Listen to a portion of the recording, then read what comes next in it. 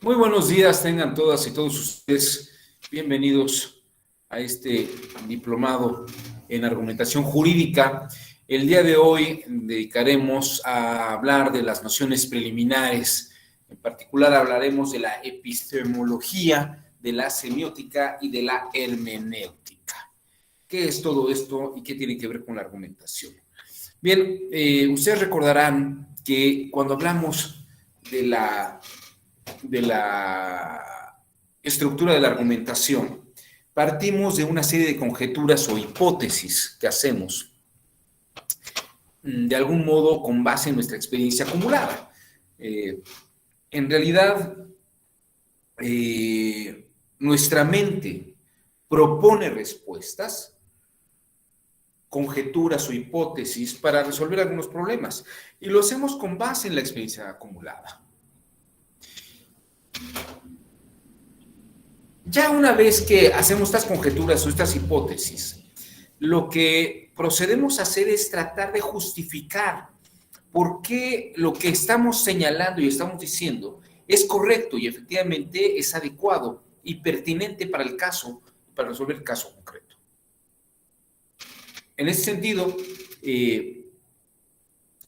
la argumentación precisamente consiste en buscar las herramientas o utilizar las herramientas para avalar y justificar nuestras conjeturas producto de la experiencia acumulada, producto de esta experiencia acumulada y de estas pautas que hemos ido acumulando a lo largo de los años de trabajo en nuestra vida profesional.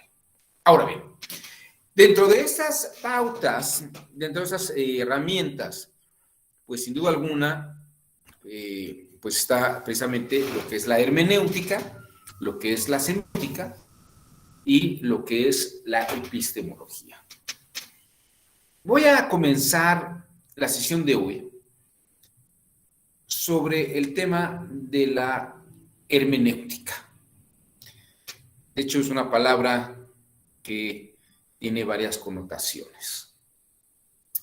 Voy a decirles que en realidad la palabra hermenéutica, como la utilizamos actualmente, es un sentido muy moderno.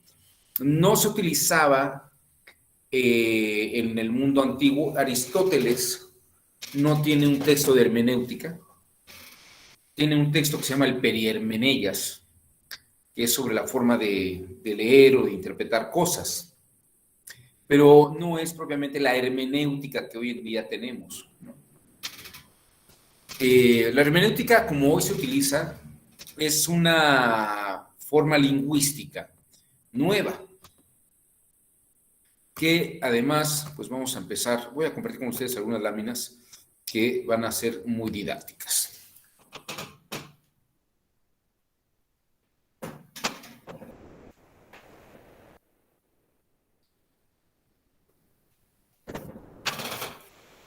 Perdón. La palabra hermenéutica aparece en 1654 en una obra de Johann Conrad Dannenhauer. Él, de hecho, es el que acuña el término hermenéutica y le da el sentido que utilizamos hoy en día y lo refiere precisamente al método para interpretar. ¿Qué es interpretar? Comprender el sentido de un texto o inteligir.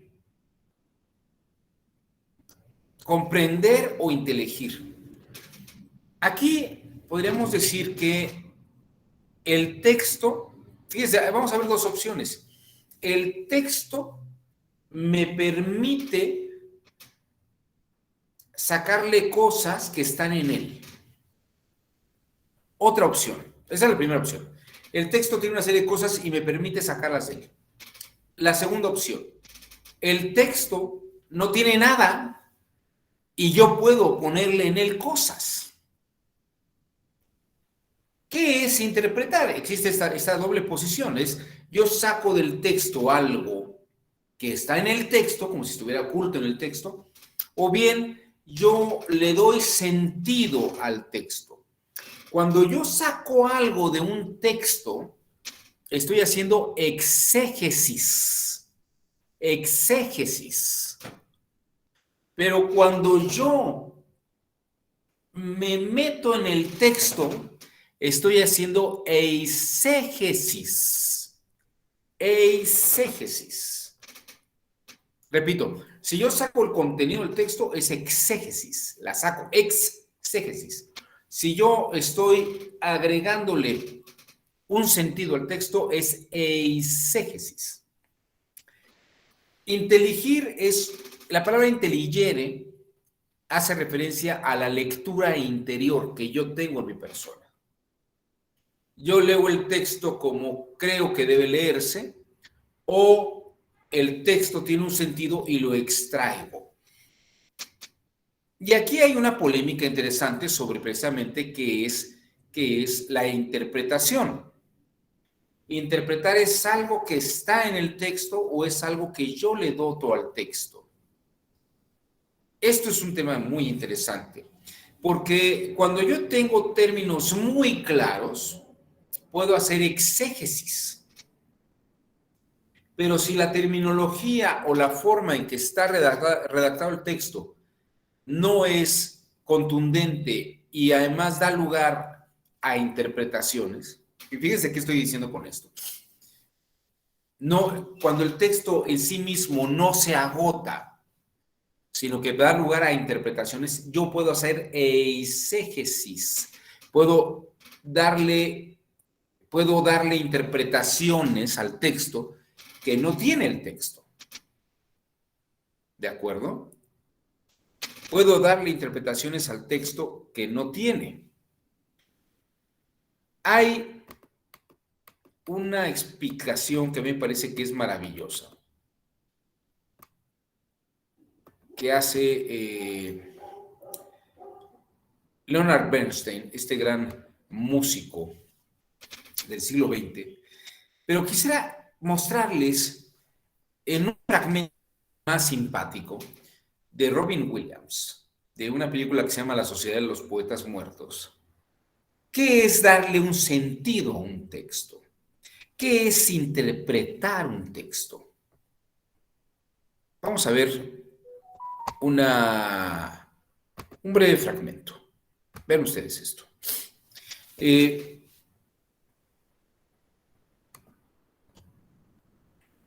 Este es un fragmento de un profesor de literatura que está explicándole a sus alumnos,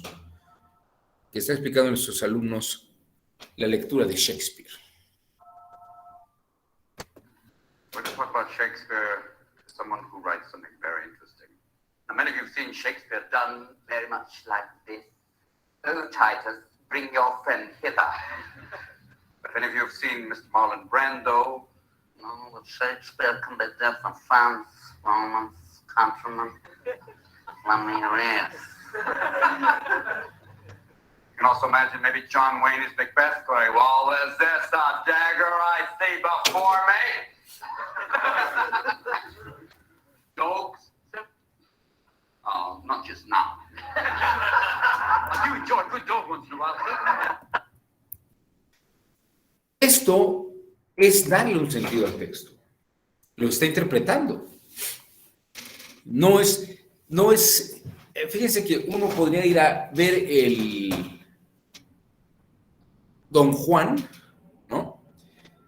Y lo puede ir a ver al teatro clásico, o puede ir a ver el Tenorio cómico, ¿no?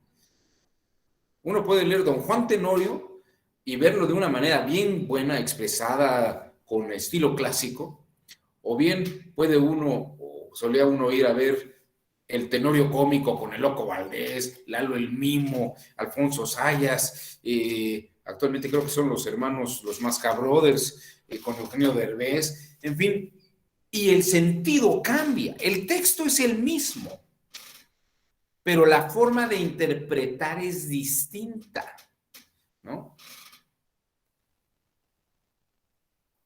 Oír una canción que tiene la misma letra y las mismas notas, pero ejecutada y cantada por Thalía, tal vez es distinto de escucharla cantada y ejecutada por Luis Miguel, ¿no?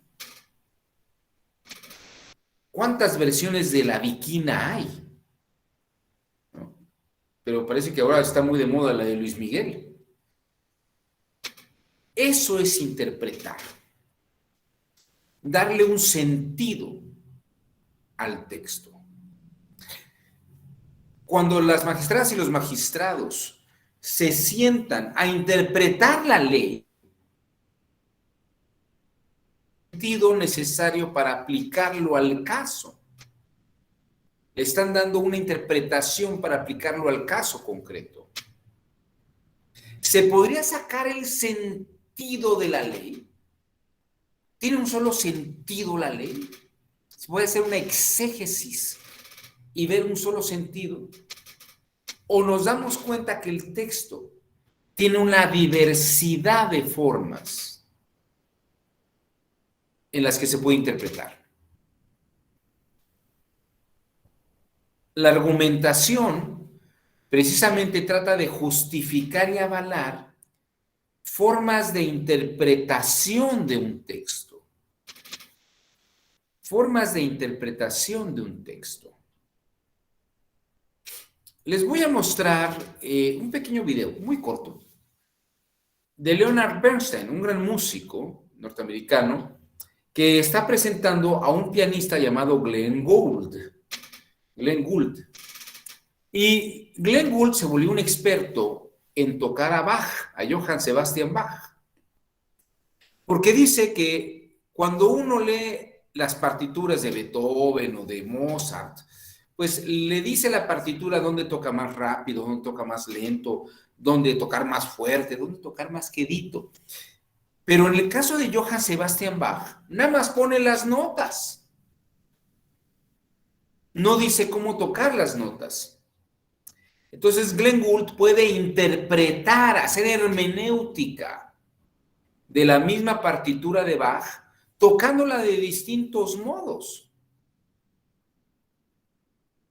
Es como si, y pone el ejemplo de una obra de Shakespeare, donde sale un personaje que es un guardia, dice Shakespeare, primera escena, ¿no? El personaje sale y dice, ¿quién está allí? Pero Shakespeare no dice cómo debe decir quién está allí, ni cómo debe estar vestido, ni cómo es el personaje, ni no da más detalles, ¿no? Es el señor, dice, ¿no? El señor sale al escenario y dice, ¿quién está allí? Pero no dice, lo dice con miedo, ¿quién está allí? O no lo dice con fuerza, ¿quién está allí? ¿No? Simplemente Shakespeare dice, ¿quién está allí? El señor dice, ¿quién está allí? Pero no nos dice cómo interpretarlo. Eso ya está en el intérprete. Eso está en el intérprete. ¿Cómo debe cantarse la viquina? Luis Miguel le da un sentido con un mariachi. Ese es el sentido interpretativo que le está dando Luis Miguel a la viquina. La hermenéutica es saber interpretar, pero saber interpretar no es sacar algo del texto, porque el texto en sí no tiene nada adentro. Algunos pensaban que sí, pero la operación de interpretar es que el que lee el texto lo interprete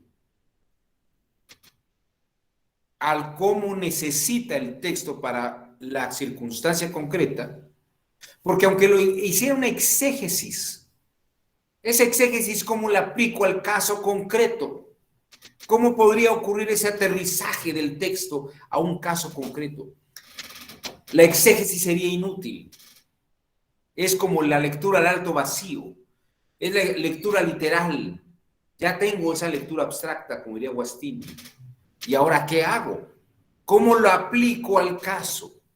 Hay que interpretar el texto, no exegéticamente, sino eisegéticamente. Hacer eisegesis. Hacer eisegesis.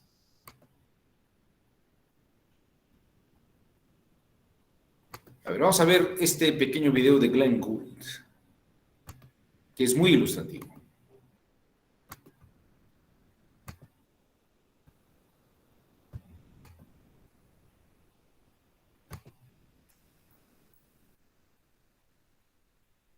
a few moments, the great young pianist Glenn Gould is going to play with us a movement from a Bach concerto.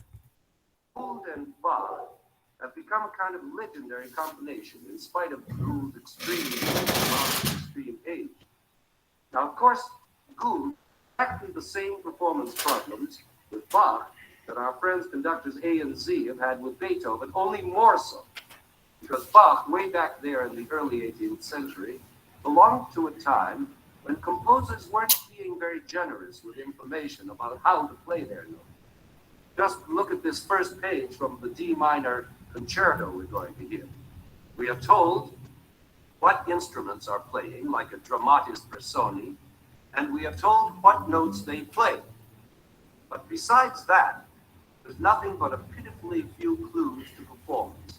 Allegro, fast, piano, soft, and a few signs making certain notes short or smooth.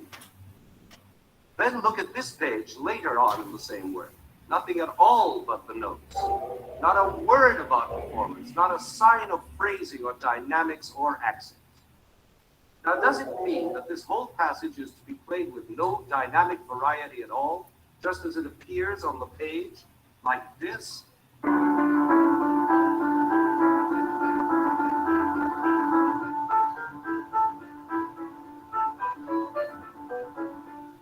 that's unutterably dull.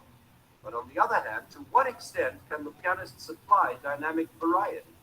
Perhaps he could mold the music a bit by mirroring its rise and fall with analogous rises and falls of volume, like this.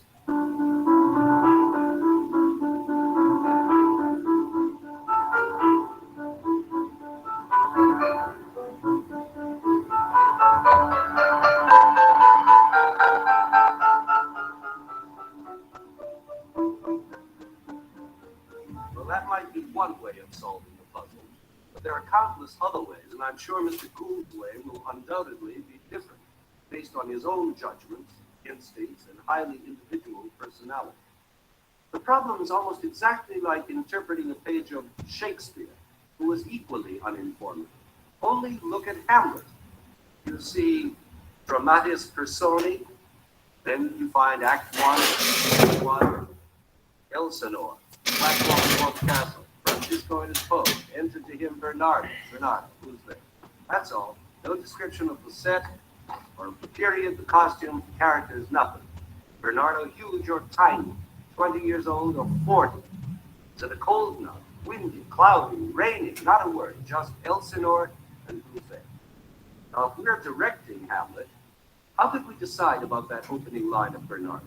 Is he a confident type of guard who will bellow, "Who's there?" Or is he a scared type who will whisper shakily, "Who's there?" Or is he a matter-of-fact guard who simply asks a routine question, "Who's there?" As if you've been asking it a dozen times already. Well, the only answer is to be found by reading the play, studying it, learning about the characters from their entire dialogue, and from the events. That's exactly our situation with Bach. In order to decide on a general approach to these taciturn pages of black notes, we must study the whole work, get to know its insides, and then draw our conclusion. So Glenn Gould must decide, and I, as his accompanist, must decide with him all kinds of matters of tempo and phrasing and everything else that we feel necessary to convey Bach's deepest musical meanings to you, the listener. For example, is the opening statement of the concerto a rich, deep-voiced utterance to be delivered smoothly and grandly, like this?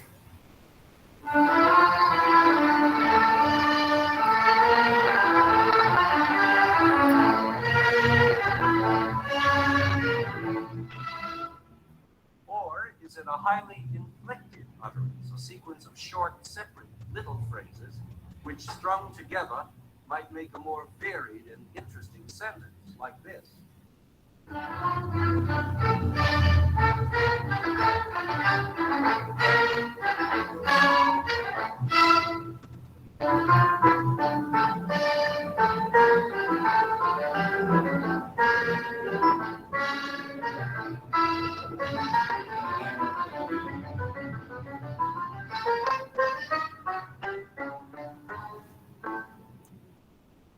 Bueno, tal como pueden ver, esto se parece mucho a lo que el gran lingüista norteamericano Noam Chomsky afirma cuando dice que el lenguaje no es sonido con significado, sino un significado con el sonido. Tenemos la nota musical, ese es el sonido, pero ese sonido no tiene en sí mismo un significado, sino que en el momento que le damos sentido al sonido, tiene un significado. La palabra te amo, las palabras te amo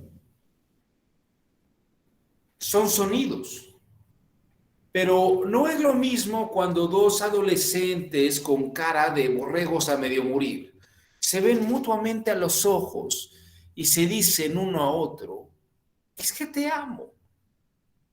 Que cuando voy con mi ex esposa en el auto y le digo, ya, ya, está bien, te amo, ya, es lo que querías escuchar. El significado de de un sonido como te amo tiene un significado distinto al otro significado que le digo a mi ex esposa. Ya sabrán en qué acabó aquel pleito del coche, ¿verdad? Con mi ex esposa cuando le digo, ya, ya, te amo, ¿no? El significado entró en el sonido. Eso es interpretar. Esas son las formas de interpretar. La palabra hermenéutica que utiliza Konrad Adenauer viene y la utiliza del dios griego Hermes. Hermes era el dios de la facultad de guiar y conducir el alma, la psique, por sonidos y del lenguaje. Pero no solamente del sonido y el lenguaje, sino la hermenéutica es el sentido, el significado que se desplaza en el sonido y el lenguaje. Mueve la mente con el significado que desplaza en el sonido y el lenguaje. Por eso es un medio. El sonido y el lenguaje es un medio, pero la intención que le desplaza es a través del sonido y el lenguaje. Hermes es llamado el conductor de rebaños. Era un dios que guiaba, abriendo caminos, surcos, estableciendo señales, proveyendo direcciones. Exactamente igual que lo que hace Glenn Gould. O tararán, tan, tan, tan, tan. El sentido de esos sonidos cambia totalmente. El significado por la expresión sonora guiada. Hermes sabe ordenar las imágenes, las ideas y los sentimientos de las personas de tal forma que sus creencias cobran cierto sentido sobre lo que está pasando. Interpretar es saber tocar esa flauta. Y les decía yo que eso es interpretar. Los ministros y las ministras, los magistrados y las magistradas, cuando están leyendo un texto, están interpretando la norma. Les decía, esto no se había hecho antes de Adenauer. Aristóteles había escrito un texto que se llama el Perihermeneias, pero no explica el sentido del discurso ni cómo hacer esto de guiar el sonido. Más bien trata de los componentes, de qué forma parte del hablar y qué sentido puede haber. Pero es un texto complejo y poco claro. El mismo Tomás de Aquino, que hizo la traducción al latín y lo comentó, solamente analizó las primeras 2 páginas y luego dijo, este es un texto oscuro sobre el que no debemos ya comentar más porque no hay más que entenderle. Algunos filósofos posteriores a Aristóteles, como los estoicos, distinguieron lo que llamaban el discurso exterior y el discurso interior. El discurso exterior podría ser el te amo, y el discurso interior es la intención que hay en ese te amo. Un poco como lo que he explicado en ese sentido. George Gadamer, Hans-Georg Gadamer, en un texto muy importante en la actualidad, no es un texto de mis favoritos, sin embargo es un texto interesante, se llama Verdad y Método, y habla sobre la hermenéutica y la interpretación. Este estudio del sentido de la interpretación se le llama semiótica. Fíjense, la hermenéutica estudia estas formas de interpretar los textos, pero ya descifrar qué sentido le dio un autor, qué sentido le dio otro, eso es un objeto de estudio de la semiótica. Cómo esas palabras fueron dirigidas en un sentido o en otro. En ese caso particular y concreto. Eso es la semiótica. Gadamer estudia la hermenéutica y la teoría de interpretación pensando que hay un sentido de interpretación común en toda la gente y que toda la gente va a interpretar el texto de la misma manera.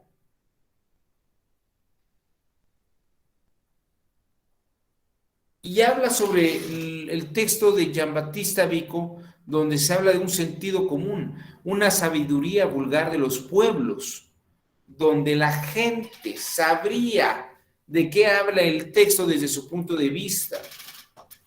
También habla de Cicerón.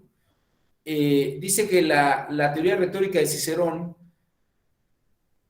está dirigida por el sentido común del pueblo, como si el pueblo tuviera una forma de interpretar las cosas. Pero hoy en día, y sobre todo en un sistema democrático, no existe una única manera de creer que algo significa algo o que existen ciertas ideas en un texto. Esto lo comenta José Ortega y Gasset en un texto que se llama Ideas y Creencias. Las creencias son pensamientos que tienen que ver con nuestros intereses, con cosas que creemos. Por ejemplo, si yo fuera vegetariano, el creer yo en las bondades de la comida vegetariana, pues es una creencia. Pero si ustedes, que no son vegetarianos, me escucharan a mí, sobre mi creencia, para ustedes mi creencia no es una creencia, es una idea que tiene el expositor de la clase del día de hoy, que es vegetariano. Por cierto, no soy vegetariano, así que si algún día me quieren invitar a comer carne, una rachera también está bienvenida. Pero a lo que voy es a esto. Las creencias no tienen nada que ver con las ideas. Las ideas no tienen que ver con las convicciones. Las ideas es, esa persona cree en Alá, esa persona cree en Buda, cree en el osito Bimbo, y este de acá, esas son ideas. Pero yo, por ejemplo, ¿qué creo? Yo creo en el dios Thoth y en los dioses egipcios. Es una creencia que yo tendría en todo caso. Ahora, la interpretación es un asunto jurídico. Efectivamente tiene que ver, y déjenme pasar esas láminas.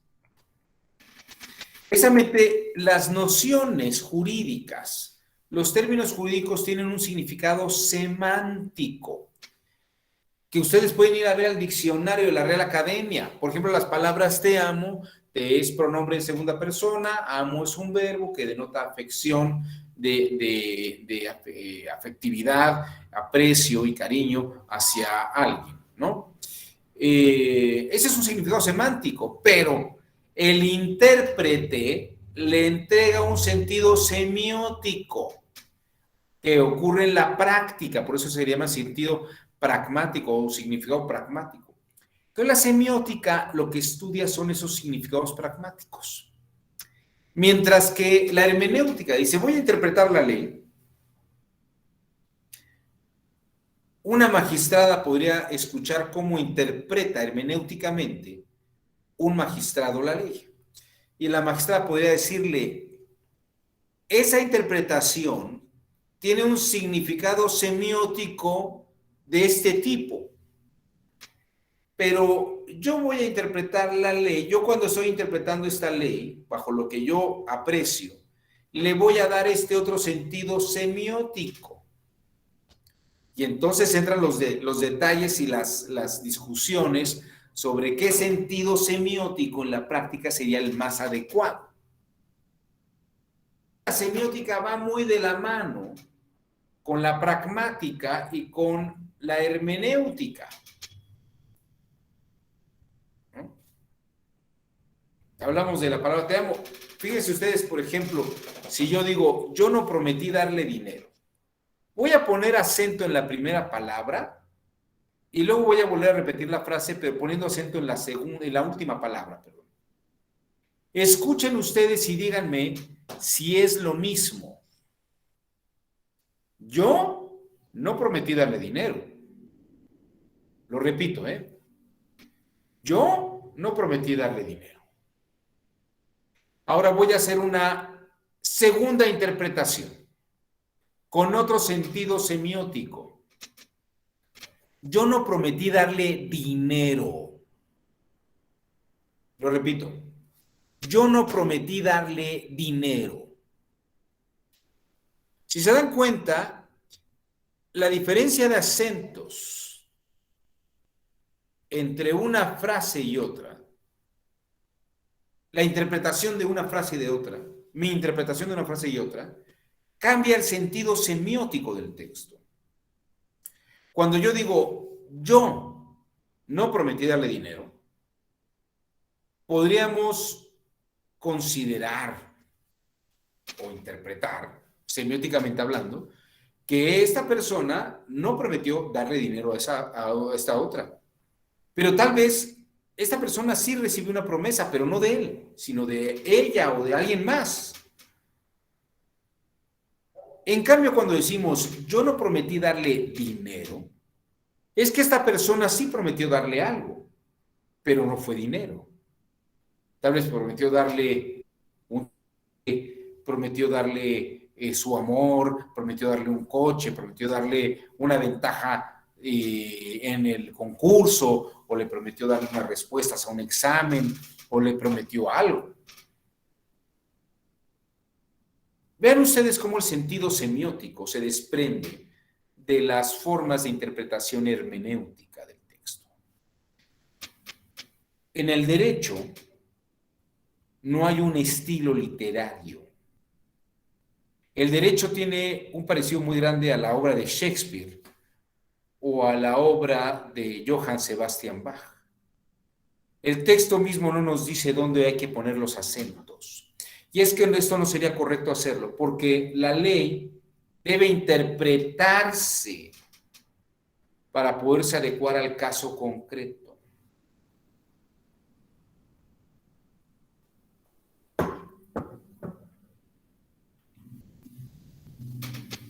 No sé si me estoy explicando todo esto. Por eso no hay un único sentido de la ley. Como no hay una sola forma de ver el tenorio. ¿No? Y aunque uno vaya a ver el tenorio cómico, no es lo mismo verlo con el Loco Valdés, Alfonso Sayas y Pedro Weber Chatanuga, que verlo con los Mascabrothers, ¿no? Con Sofía Niño de Rivera, con este otro cuate de Guadalajara que trae esos lentes espantosos de Amor y Paz, Carlos, quién sabe qué. ¿Cómo, Elsa? ¿Carlos qué? Vallarta. Carlos Vallarta. Vallarta. ¿No? Exactamente, Carlos Vallarta. Es muy simpático. Feo como él solo, pero es muy simpático. No es lo mismo ver el tenorio cómico con ellos que verlo del otro modo. Y es el mismo tenorio cómico. O que ver el tenorio como debería ser en su versión clásica. No es lo mismo estar viendo el código, iba a decir el Código Civil, por un juez de, pues, ¿qué les gustará a ustedes? De Cuautitlán Izcalli, ¿no? Que por un juez federal, ¿no? Que está en Monterrey. Las lecturas pueden ser las interpretaciones pueden ser diversas, ¿no? Y sobre todo con expresiones que no son absolutas, como interés superior del menor. ¿En qué casos? ¿Cuándo sabemos cuándo hay un interés superior del menor? A veces hay controversias, ¿no? Que se quede con el padre o que se quede con la madre, ¿no? A veces mejor que ni se quede con ninguno de los dos. Pero ¿dónde estaría? A ver, aquí ya hay gente que está interactuando y la verdad luego lo agradezco porque se vuelven unos monólogos muy largos y yo no sé si se está entendiendo luego todas las cosas que digo y platico aquí. Dice Luis Alberto Castro Morales, aun cuando se vea lo mismo, puede variar la interpretación por la cosmovisión individual. Eso es muy cierto efectivamente, Luis Alberto. Y eso nos lleva al tercer punto, que es la epistemología. La cosmovisión, la forma de ver el mundo y que de algún modo nos lleva a interpretarlo de una manera, no es igual en todos nosotros. Ni Adolfo, ni Claudia, ni Luis, ni Manuel, ni Diego, ni Elsa, ni José, ni Osvaldo, ni Samuel, ni Anilú. Pensamos exactamente de la misma manera. Podemos coincidir en algunas ideas y algunas preferencias, pero la forma en que construimos nuestra percepción de la realidad y del mundo es un tema que es individual. Hay gran subjetividad, porque cada uno de nosotros ha vivido vidas distintas. Cada uno de nosotros ha tenido experiencias distintas y hemos comprendido el mundo de diversas maneras. De este modo, pues la parte de la epistemología estudia cómo construimos nuestras percepciones, nuestras ideas y nuestras maneras de entender el mundo. Porque a partir de eso, interpretamos y a partir de eso hacemos ejecuciones semióticas. Le damos sentido a los textos, a las palabras. Las palabras pueden tener un significado semántico, repito, el del diccionario, pero cuando las pronunciamos, no necesariamente damos el sentido semántico del texto. A ver, aquí Rodrigo Sandoval dice, doctor, yo me imagino que se refiere a mí, ¿qué diferencia hay entre epistemología y gnoseología? Ah, muy buena pregunta, Rodrigo. Fíjate que vamos a hacer una distinción histórica, ¿no? La episteme es distinta a la gnosis.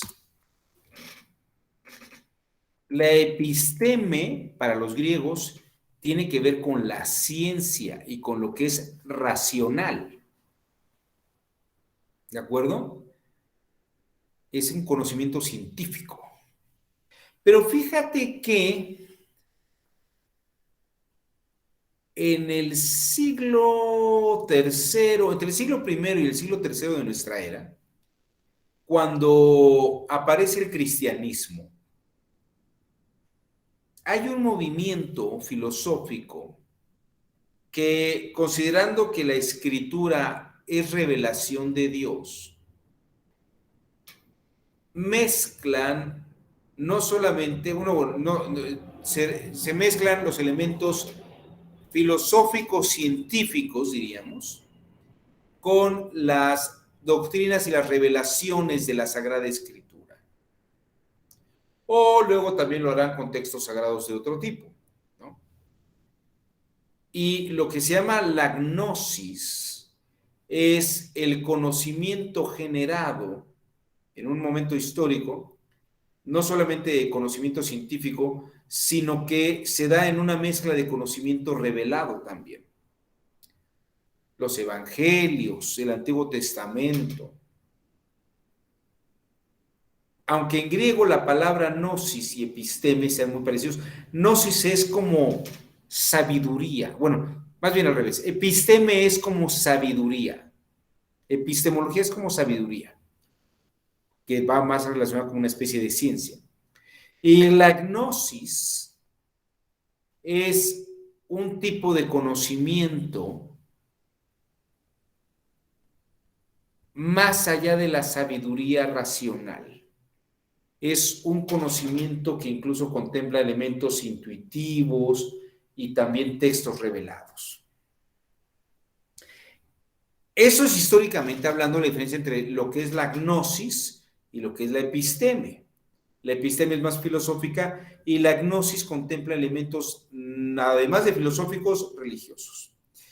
Por ejemplo, hubo una época en que a la gente le dio por leer textos que se consideraban esotéricos, textos de origen egipcio, como el Corpus Hermeticum de Hermes Trismegisto, que era una mezcla entre religión egipcia y filosofía griega, mezclada con vocabulario cristiano.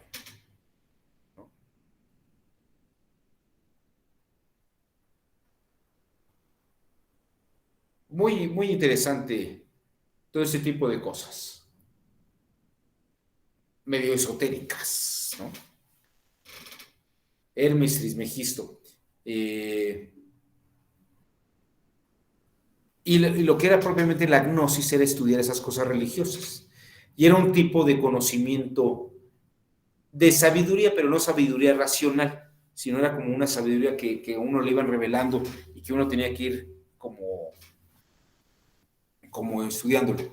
Con el paso del tiempo, la gnoseología también se dedicó al estudio del pensamiento no necesariamente racional. Cuando hablamos de gnoseología también hablamos de intuiciones, porque pues obviamente las cosas religiosas tenían mucho que ver con revelaciones, y a veces la intuición, cuando no se sabía mucho sobre el consciente y el inconsciente, se pensaban que las intuiciones eran como mensajes y chispazos divinos, como, ay, ahorita un angelito me dijo algo al oído, o este pensamiento malo me lo generó aquí un diablito que tengo del otro lado, los dos como yo, pero con toga, ¿no? Blanca. Uno blanca y la otra roja o negra, ¿no? Entonces pensaban, hoy en día sabemos que todo parte de la mente. Aunque hay un texto que salió la semana pasada que dice que no todo es cerebro, ¿no? Hay cosas más allá del cerebro.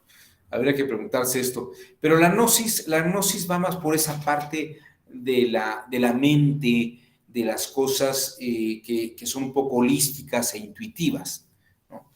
Y la epistemología estudia más el aspecto racional, sobre todo esa parte racional de cómo se generan los conceptos, las ideas, todo lo que hacemos en nuestra mente consciente. No sé si con esto quede claro, Rodrigo. ¿Tú dónde habías escuchado la palabra gnosiología o la gnosis?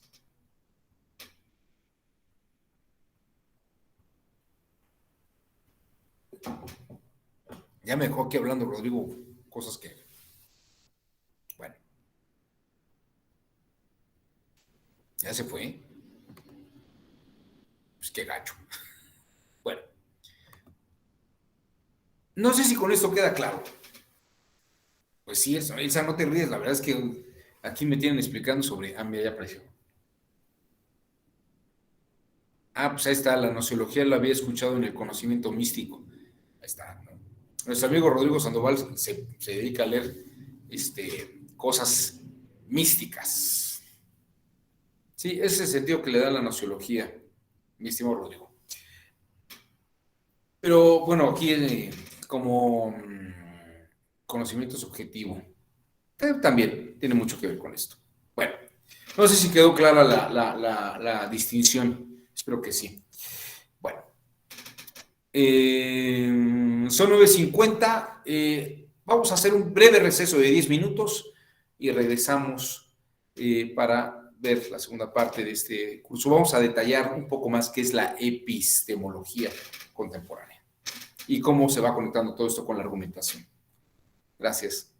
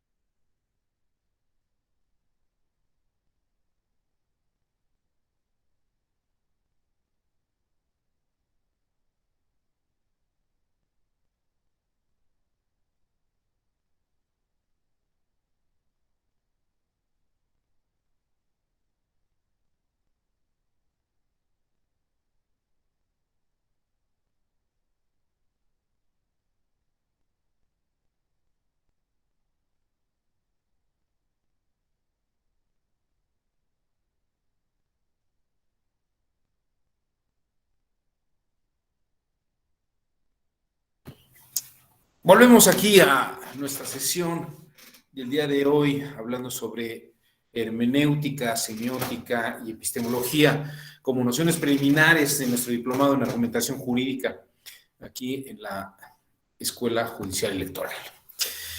Bien, antes de empezar a ver actualmente qué es la epistemología o qué se ha considerado por la epistemología y qué, luego hablaremos de la relevancia que tienen todas estas nociones dentro del campo de la argumentación. No sé si alguien tenga alguna duda o comentario hasta este punto. ¿No? Todo ha quedado clarísimo. Soy más claro que la enciclopedia británica.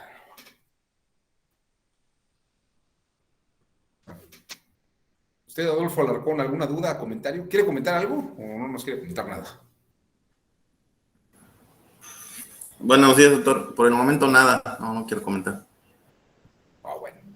Que conste que por mí no se detenga, ¿eh? Muy bien. Bueno, pues vamos a platicar ahora sobre lo que es la epistemología, con esta idea de cómo se conforma la mente. Para empezar, les debo decir que la epistemología, tal como esa palabra, tiene que ver con los cambios de percepción del mundo. Cuando se pensaba en una época que el Sol giraba alrededor de la Tierra, pues había un modelo de dogmáticas y de creencias que el mundo tenía esas cualidades. Era fijo y los astros giraban alrededor de él. Luego, ya que aparecen personajes como Kepler, Copérnico, Galileo, cambia la visión de que el centro del sistema solar, del sistema del universo no es la Tierra, sino que es el Sol. Y ese cambio precisamente transforma la percepción del mundo y de las ideas que tenemos sobre el universo todo. A la vez se cambia la física, también cambia el resto de las ciencias, incluyendo el derecho. También incluye ese cambio en el derecho. Ya luego otro día platicaremos de eso, pero es un tema interesante, cómo el cambio de la física puede transformar la visión del derecho. Solamente les puedo decir de momento que cuando apareció Newton con sus leyes, un señor como Adam Smith y otro que se hacía llamar el conde de Montesquieu, escribieron libros de derecho. Montesquieu escribió El espíritu de las leyes, con la idea de exponer una idea y un modelo del derecho más bajo la influencia de Newton que la influencia tradicional que había tenido el derecho. Eso nada más para que se den ustedes una idea, porque el derecho que tenemos nosotros, que está inspirado en el espíritu de las leyes, tiene esta idea newtoniana del mundo. Pero eso es tema y harina de otro costal. No voy a platicar de eso el día de hoy, porque es hacer una lectura distinta con los contenidos de la sesión del día de hoy. La epistemología lo que hace es estudiar cómo nuestra mente entiende el mundo desde unas perspectivas y cómo de pronto cambia la perspectiva y construye su percepción de otra manera. Parecería que dependiendo de los parámetros que se ponen, generamos una visión del mundo distinta a otras.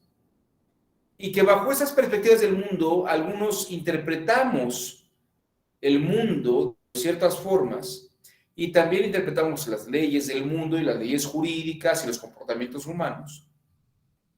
¿Sí? Y epistemológicamente podemos decir, esto antes se pensaba de esta otra manera porque pues se pensaban este otro contexto de cosas en el mundo. Pensaban que la histeria pues, era una enfermedad que tenía que ver con problemas psíquicos generados por desviaciones neurológicas. bueno, no eran neurológicas, desviaciones cerebrales. Y ya cuando aparece Sigmund Freud, de pronto descubrimos que la histeria tiene que ver con represiones de comportamientos humanos. Pero vamos a ver, todo este cambio de paradigmas de pensamiento se llega a preguntar, entonces, el mundo y su concepción tiene que ver a partir de una manera de pensar. Y lo que estudia la epistemología son esas maneras de pensar. Ahora bien, la epistemología también tiene una dimensión subjetiva. Y solamente voy a hablar de esa en este momento porque tiene que ver con la argumentación de una manera directa. Les voy a platicar sobre un personaje en particular que desarrolla mucho el tema de la epistemología contemporánea, que se llama Jean Piaget. Algunos que han tomado el curso de epistemología conmigo ya conocerán estas láminas que son muy didácticas. Jean Piaget era un biólogo, estudió biología, y él detecta que los moluscos más pequeños, más elementales, que hacen sus conchas marinas, pues las hacen de este tipo, que son conchas muy sencillas, ¿no? Que tienen esta forma y esta lisura básica. Y algunos moluscos un poquito más evolucionados, más grandes, pues pueden hacer conchas un poco más estilizadas como estas, ¿no? Y hay unos grandes moluscos que ya hacen este tipo de concha marina grande o nautilus, ¿no? Ustedes. Y dice, esta visión es lo que precisamente lleva a Piaget a plantear el siguiente aspecto. Yo no sé si ustedes lo sepan, pero cuando un bebé nace, ya tiene terminado el estómago, ya se ha terminado de hacer el pulmón, los pulmones, el aparato digestivo, el corazón, pero el cerebro todavía está en etapa de evolución. Y desprendido del seno materno tarda a veces hasta 18 años.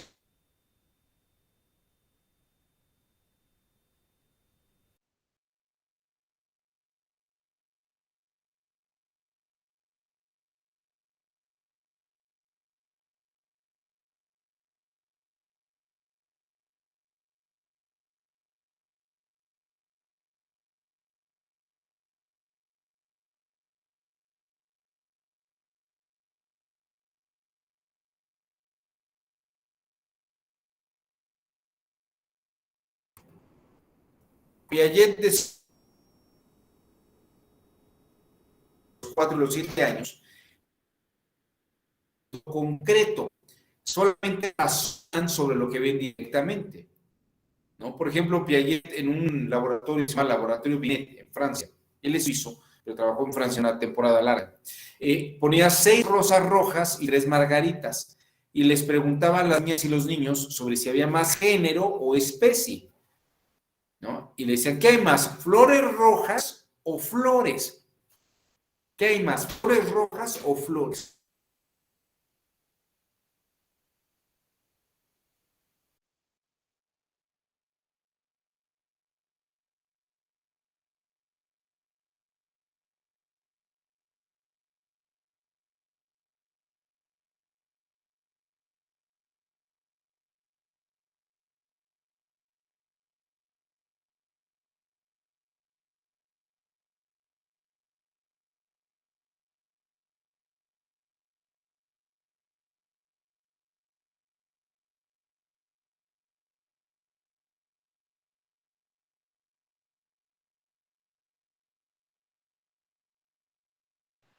Profesor, ya no lo oímos.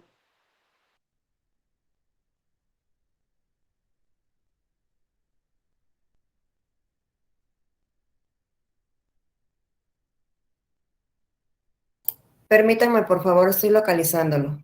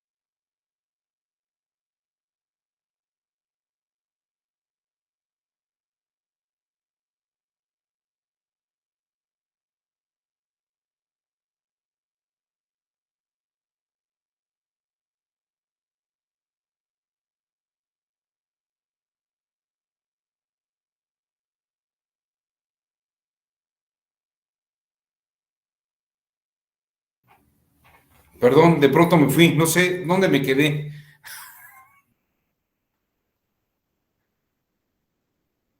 ¿Alguien me puede decir qué fue lo último que vieron ustedes?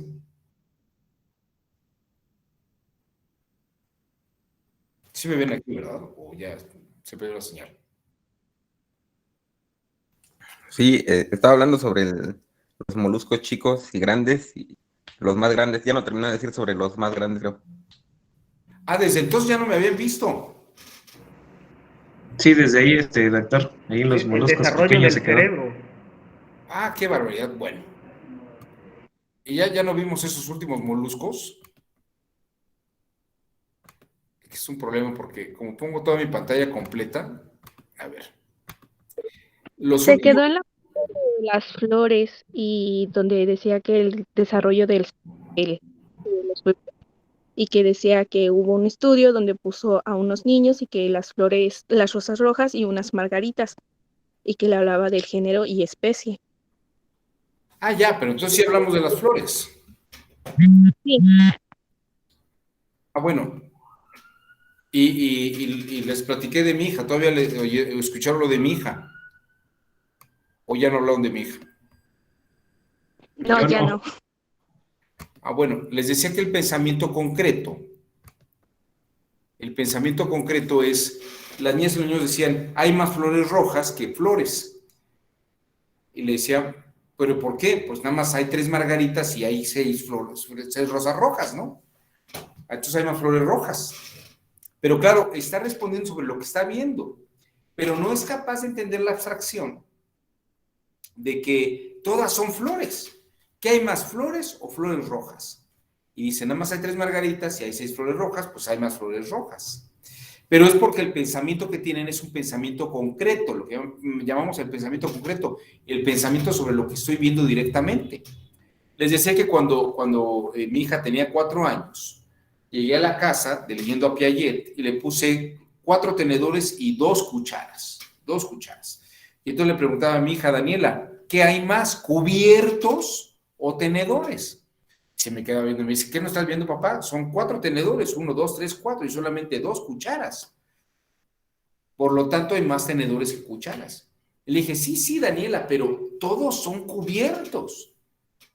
Por eso, pero fíjate bien la pregunta, ¿hay más cubiertos o tenedores? Se me queda viendo, pues estás mal, papá. O sea, 4 tenedores, 2 cucharas, no hay más que pensarle. Eso es lo que se llama pensamiento concreto. Ya cuando mi hija creció a los 6 años, 5 años, 6 años, ya pudo lograr hacer este despeje y obviamente tiene que ver con la evolución del cerebro y también con los estímulos que uno le va dando para que el cerebro pueda hacer operaciones más complejas. Todo esto explicado, se lo estoy explicando por lo siguiente.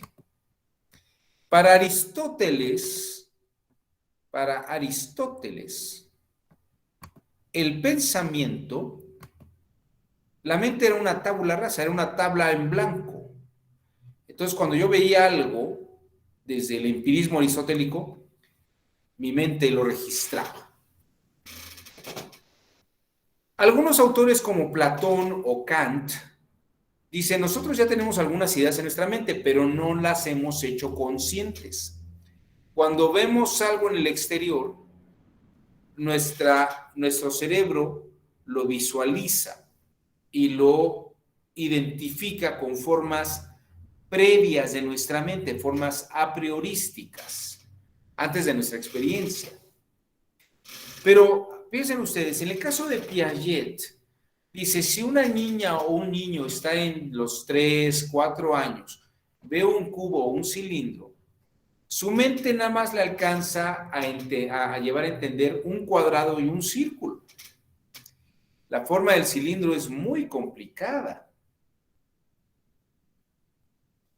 Pero cuando el cerebro evoluciona, en una etapa más adelante, tal vez ya puede entender el cubo y ya puede entender el cilindro.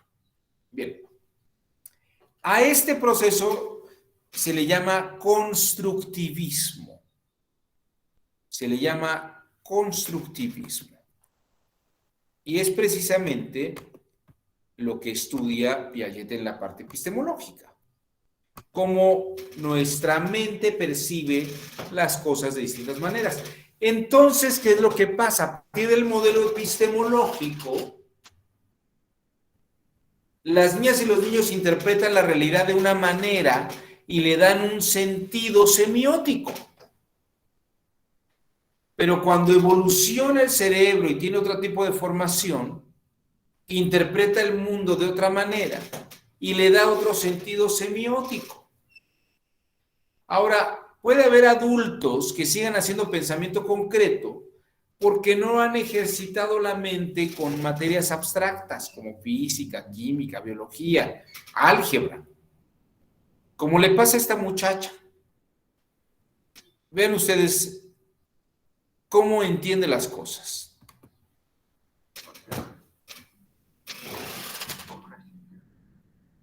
Pretty straightforward question. What imagine saying. Imagine you go to a pizza shop, you order a pizza. Yeah. The waiter asks you if you've got a large pizza that you've ordered, into 8 or 12 slices. What do you choose?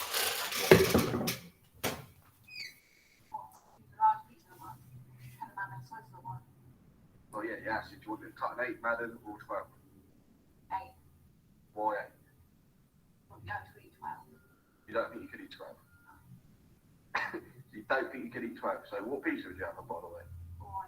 So you'd have a Hawaiian large pizza cut into 8 slices rather than 12. Because you could only eat 8 slices. Yeah, because you can't eat it before. What are you laughing for? Let me get this straight, yeah? You're telling me that you would order a large Hawaiian pizza and you'd have it cut into 8 slices because you couldn't eat 12 of the same pizza. Yeah, because I can't eat the extra 4 slices, Brad. I'm not fat and gutty. Why are you laughing? You'd have 8 slices, yeah, of a pizza. I'd have 8, Brad, because this is what bugs me about you. You're not understanding what I'm saying. I'd have 8, yeah, because I can't eat the extra 4 because that'd be too much for me.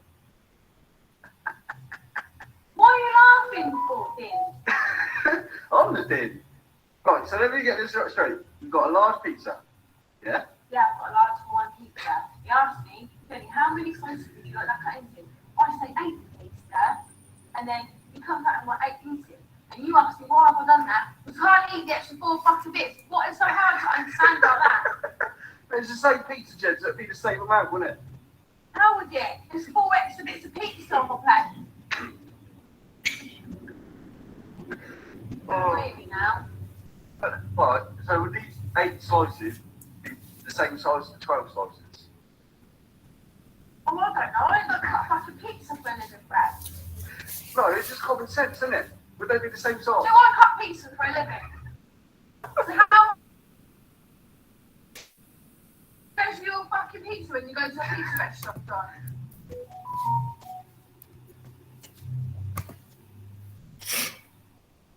Esa es una forma de entender las cosas. Es un pensamiento concreto. Si veo 12 rebanadas, es mucha comida, son 12 pedazos. Pero si solamente veo 8, es menos comida, aunque la pizza sea la misma. Eso es lo que llamamos pensamiento concreto, es un pensamiento concreto. Déjeme ponerles otro caso también muy ilustrativo. Este es de un bombero, pero también tiene estas limitantes o estas particularidades de pensamiento concreto.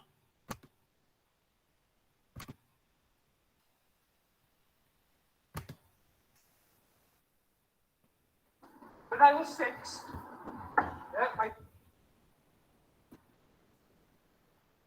this was half my age. When I was 6, my sister was half my age. Now I'm 70, how old my sister? Right, fucking stay somewhere now. When I was 6, yeah, my sister was half my age. Right. Now I'm 70, how old my sister? Still half your fucking age, isn't it? Fucking 35. So when I was 6, my sister was half my age. Fucking hell. Now I'm 70, how old my sister?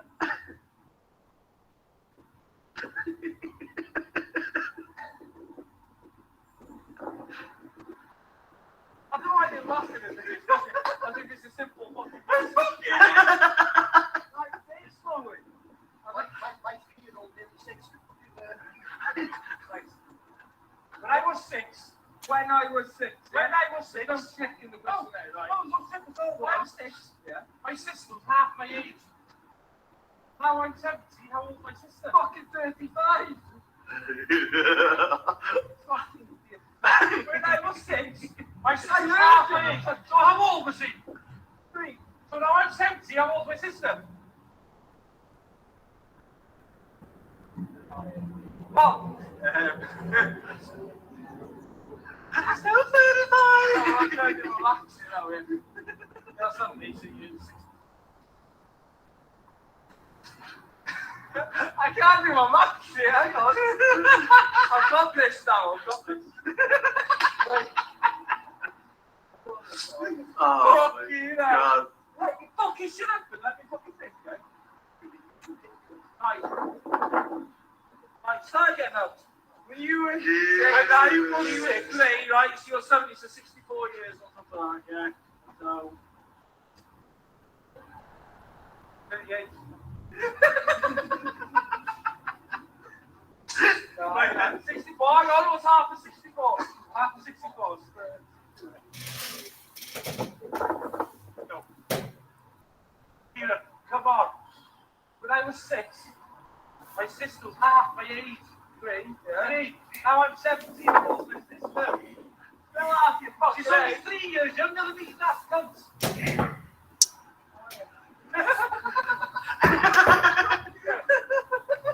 So how old is he?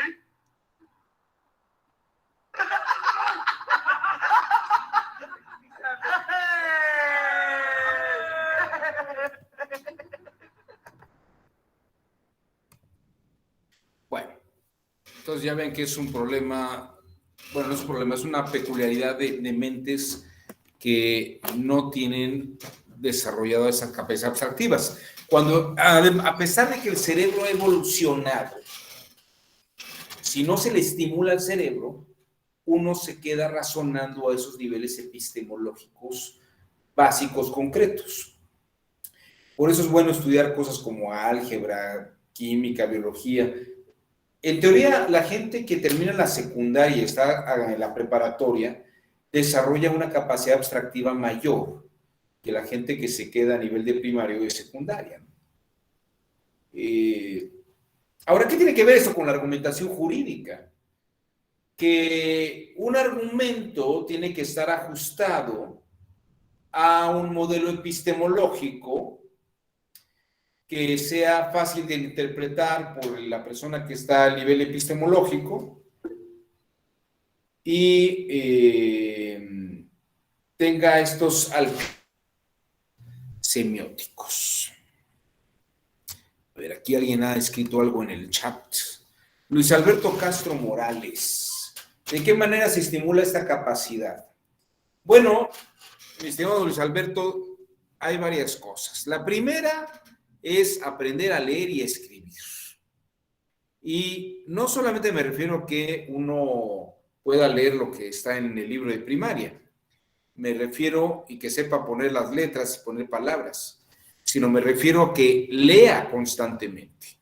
Una de las habilidades que permite la lectura del libro, no escuchar podcast, no que le platiquen a uno un libro, la actividad de, con nuestra mirada estereoscópica bifocalmente, ir leyendo las palabras de un texto es una forma probada en la que se desarrolla esta capacidad abstractiva. La gente que no lee, que escucha más bien audiolibros, la radio, ve la televisión, tendrá mucha culturita, pero no desarrolla habilidades de razonamiento abstractivo. Esa es una. La otra, pues haber pasado la secundaria y la preparatoria, porque ahí tuviste que haber visto química, física, biología, todo este tipo de saberes y ciencias que manejan terminología abstracta y ejercitan pensamiento abstracto, no se puede ver físicamente una órbita atómica, no se puede ver la fuerza de gravedad. Uno puede ver cómo un objeto cae, pero no ve la fuerza de gravedad. Pero ve como un coche a lo mejor en una bajada va más rápido, pero calcular la velocidad, pues hay que saber matemáticas, el estudio del álgebra. Todas estas cosas permiten desarrollo de habilidades algebraicas muy altas. Hay una universidad que se llama el ITAM, Instituto Tecnológico Autónomo de México, que les meten a las estudiantes y a los estudiantes un montón de matemáticas. Y uno dice, bueno, pero si yo voy a estudiar Derecho, voy a estudiar Ciencias Políticas o Administración, ¿por qué tendría que saber tanta matemática y tanto cálculo? Porque ahí tienen la idea precisamente de esto, que es precisamente estimular el pensamiento abstracto. Si alguien es capaz de resolver una fórmula algebraica, pues tal vez tenga la habilidad mental de desarrollar y resolver un problema más complejo en el campo de las ciencias sociales.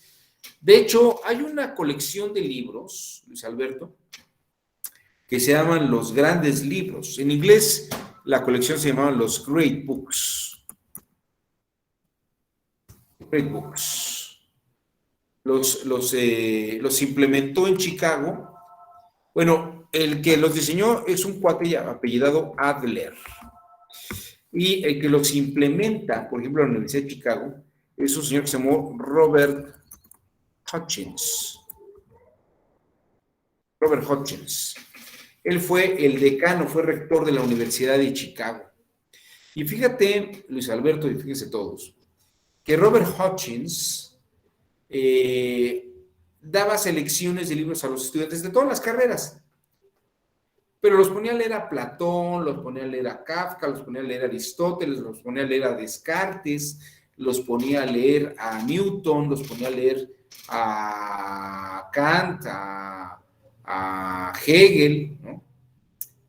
Pero pequeños fragmentos, y luego hacían como análisis del texto. Pero cuando les digo un fragmento, me refiero a 3 páginas, no más, ¿eh? Leer 3 páginas y, aunque no fuera su área, los hacía ejercitarse en entender qué dijo Hegel, o qué escribió Aristóteles, qué escribió Platón, qué quiso decir Descartes. Porque con eso estimulaba la imaginación y el pensamiento. Y hacía que la gente tuviera razonamientos más abstractos. Y eso precisamente estimula la capacidad abstractiva de la mente humana. Decía Robert Hutchins, si alguien es capaz de descubrir un problema de Platón, capaz de que puede resolver un problema más complejo en la realidad. Y fíjate, mi estimado Luis Alberto, que Robert Hutchins, con estas bases, llevó a que la Universidad de Chicago ganara por lo menos, no sé cuántos lleva más ganados hoy, pero hace unos 15 años, cuando yo tenía este dato, la Universidad de Chicago había ganado ya 30 premios Nobel. Bueno, la universidad no, pero sus egresados sí. Entonces, esta capacidad creativa de inteligencia se genera a partir del estímulo de estos saberes. Pensar en esas fronteras mentales amplía el pensamiento. Amplía el pensamiento. Y te voy a decir una cosa, aunque no creas en eso, tu mente está ampliándose. Porque está trabajando en temas y problemas que no había hecho. Es como si de pronto pones a tus brazos en un gimnasio a hacer este movimiento, ¿no? Ese movimiento no lo haces diario. ¿Qué estás haciendo con esto? Pues estás estimulando una serie de músculos que no estabas estimulando. Generalmente estimula uno ¿no? Así ya. Adiós. Pero hay otros, este movimiento no lo estimulas, ¿no? O uno va así en el coche, este sí lo estimula. Pero hay movimientos que no se estimulan. Miren, hagan un ejercicio. Pongan sus manos por atrás y traten de tocarse. Van a ver que sí pueden de un lado, pero el otro no. Les da pena hacerlo. Mira, Maribel ya lo está haciendo. A ver, ahora inténtalo del otro lado, Maribel. ¿Sí puedes tocarlos de los dos lados? Bueno, ella sí pudo. Pero, ¿usted, Claudia Adriana, sí puede también de los dos lados? ¿De este lado y así de este otro lado? ¿Sí lo logró? ¿Usted, Osvaldo, sí pudo? ¿Se pudo tocar las manos de este lado y también de este otro lado? Ahora del otro lado. Solo de un lado. Solamente de un lado, pues sí. A lo mejor Maribel porque es muy flexible. Pero pues no, porque hay músculos que sí estimulan, pero otros que no estimulan, ¿no? Bueno, pues así el cerebro. A ver, aquí Luis Alberto, otra vez, ¿va relacionado al pensamiento lógico-matemático? En parte sí, bueno, hay cosas que son matemáticas. El examen IQ es un examen matemático, pero hay otras cosas que no son matemáticas que son muy abstractas. Por ejemplo, estudiar la metafísica de Aristóteles es un ejercicio muy interesante y no es matemático. Por ejemplo, le voy a poner este ejercicio. Es un ejercicio no matemático, pero es un ejercicio de abstracción. Dicen los griegos que el ser es y el no ser no es. Donde dice, bueno, está muy bien. Ahora, si lo que no es, no es, y yo pregunto, ¿qué es la nada? Fíjense, yo puedo preguntar, ¿qué es la nada, no? Y están a lo mejor ya pensando en una respuesta. Pero fíjense, están pensando en algo. Y si la nada es nada, o la nada nada, ni siquiera es, la nada no puede ser nada, porque si fuera algo, pues ya no sería, ya no sería nada, ¿no? ¿O sí? Anilio está poniendo una cara de, ¿qué fumó este cuate? Está ya en otro nivel. Pero eso es un ejercicio de la metafísica de Aristóteles, Anilio. Dice, ok, si quieres, si el ser es, la nada no es. Bueno, y si la nada no es, ¿de qué me estás hablando? ¿O no? Si la nada no es, si la nada fuera nada, no podrías ni siquiera pronunciarla. Porque nada. Entonces debe ser algo. Pero ¿qué sería la nada? La nada sería nada. Decía, ¿un cuarto vacío es nada? No, la nada hasta el vacío, no, hasta el vacío, hasta que no hubiera vacío sería nada, porque si no sería como un cuarto vacío. Ahí tienes, mi estimado Luis Alberto, que precisamente es un ejercicio de inteligencia abstractivo, no matemático. Aquí Rodrigo Sandoval en el chat me dice, la nada puede ser el apeiron. Ah, no, me preguntas, ¿la nada puede ser el apeiron? Ah, ya estás muy sofisticado. La palabra apeiron, híjole, ¿cómo decirlo esto? A es una negación. Aperas o apeiron. Es lo que ya no puede ser dividido. Pero la nada, no, pues la nada no puede ser ni siquiera el apeiron, porque el apeiron ya es algo, ¿no? La no división o lo no concebible es algo. Es como si me dijeras, lo que no conozco es la nada. Lo que no conozco es la nada. No, bueno, Yo no conocía a mi actual mujer hace unos años y no puedo decir que fuera nada, ¿no? Tan era algo que ya creció. ¿Sí me explicó? Tan era algo que ya...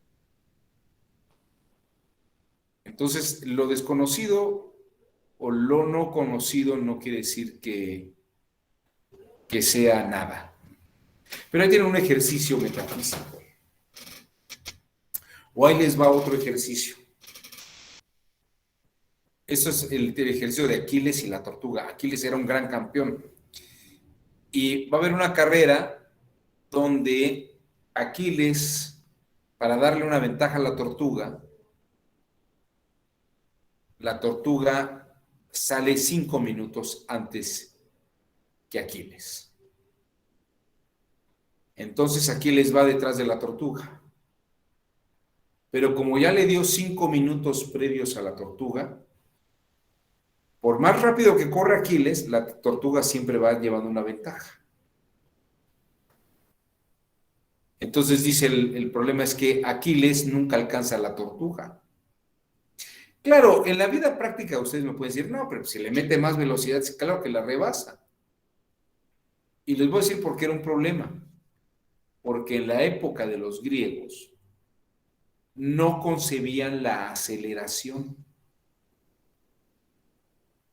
No entendían qué era la aceleración. Entonces, si Aquiles iba detrás de la tortuga siempre iba a ir adelante. Era un modelo epistémico de pensamiento. En nuestro modelo epistémico contemporáneo, pues ustedes vayan arriba de cualquier hormiga y le ganan inmediatamente, por más ventaja que le den, ¿no? Pero obviamente eso es un modelo epistémico distinto. Ahora, imagínense que ustedes están argumentando algo, o alguien les está argumentando algo, y se los dice de una manera muy concreta, con ejemplos concretos. Ustedes ya saben que esa persona tiene una capacidad abstractiva un poco más baja, y que la forma de interpretar no es tan elevada, y que el sentido semiótico es un sentido muy elemental. Pero eso no quiere decir que sea inferior o incorrecto. Eso quiere decir que esa forma de pensar es de esa manera y tiene esa construcción epistemológica y que se argumenta a ese nivel. Podría uno argumentar a un nivel todavía mucho más sofisticado, ¿no?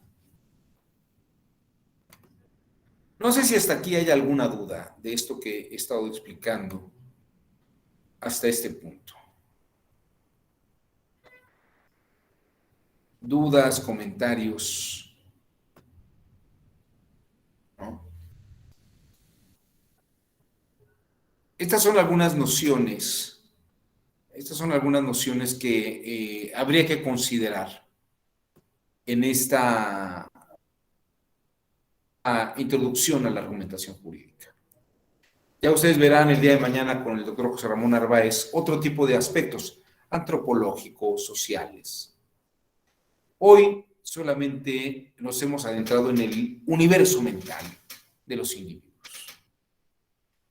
Y los argumentos, pues, dependen de estos entornos. Me quedan escasos 12 minutos. Preguntas, comentarios. ¿No? ¿Ya no hay más? Bueno, Elsa. Muy bien. ¿Usted, Rebeca, no tiene alguna duda? Rebeca Rafael, ¿no? Bueno.